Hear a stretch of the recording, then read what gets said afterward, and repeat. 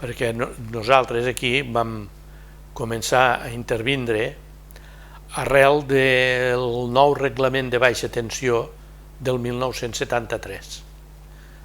Passat un temps que es de posar en marxa la maquinària d'indústria, suposo que van enviar alguna circular a l'empresa perquè actualitzessin la seguretat de la instal·lació elèctrica.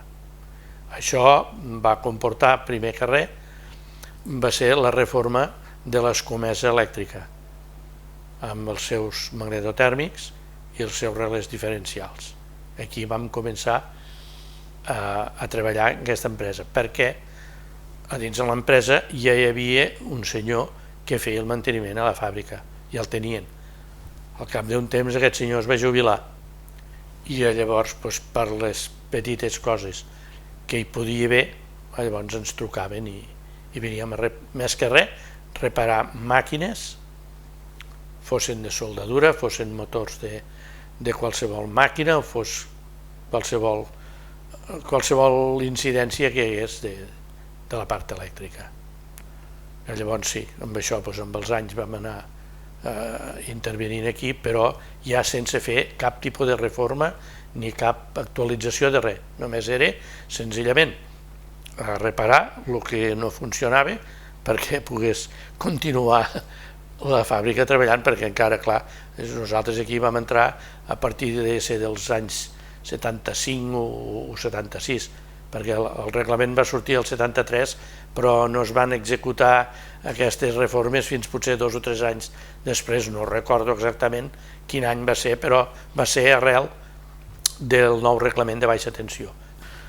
Aquí la impressió era bona en el sentit de que es ve que allò era o havia sigut una gran indústria i per una altra allò queda una mica decebut de dir i per què no tiren endavant amb d'altres projectes que avui hi ha de maquinària agrícola a través dels tractors i tota aquesta d'allò, i semblava que era molt raro que una indústria amb tanta capacitat per poder produir no s'involucressin a dins a la fabricació de maquinària agrícola, que semblava ser que era la seva funció, però això ja deuen ser assumptes ja dels inversors.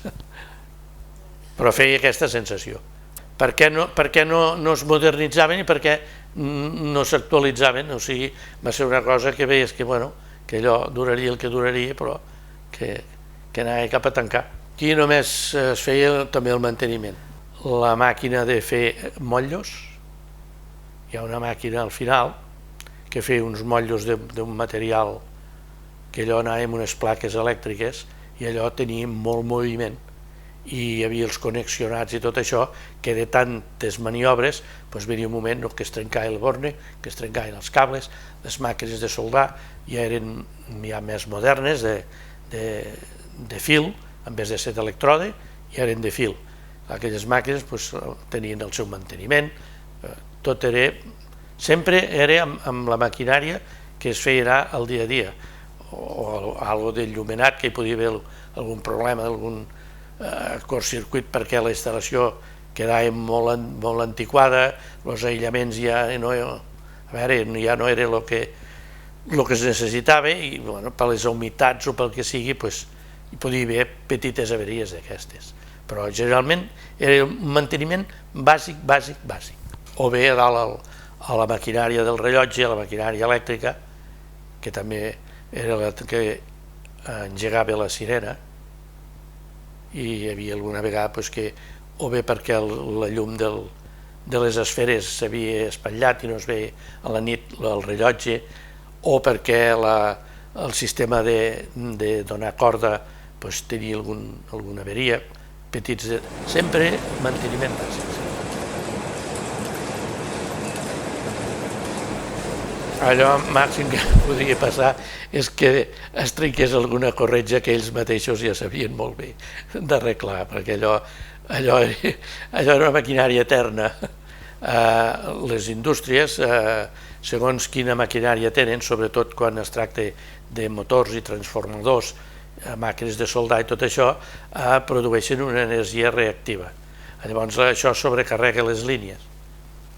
La companyia, per subsanar això, posa un recàrrec al que consumeix un tant per cent d'energia reactiva.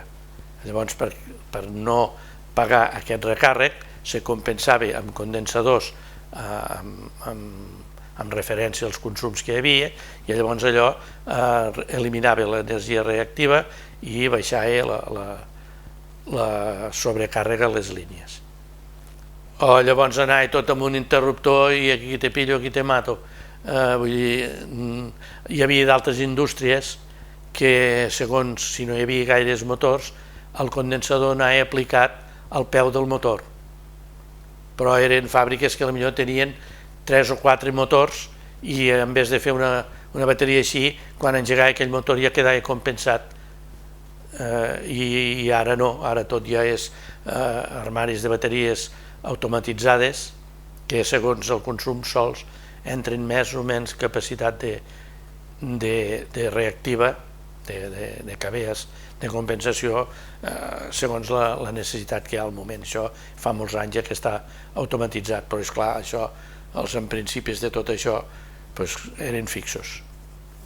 Inclús en farineres també ho havíem vist, en farineres, com la farinera de Tàrrega. Quina farinera? La que hi havia baix al Reguer, allà al Sant Pere Claver. Allí també hi anàvem embarrat. Bueno, la major part de farineres. La major part de farineres, quasi bé totes, anaven amb embarrat. L'únic que potser hi havia maquinària auxiliar, per dir-ho d'alguna manera, que els era més pràctic posar un motor que no pas fer anar allà perquè era en un altre lloc o el que sigui. Les farineres també anaven totes amb embarrat. La farinera Balcells, la farinera aquesta altra, els molinets, tot això anaven amb embarrats.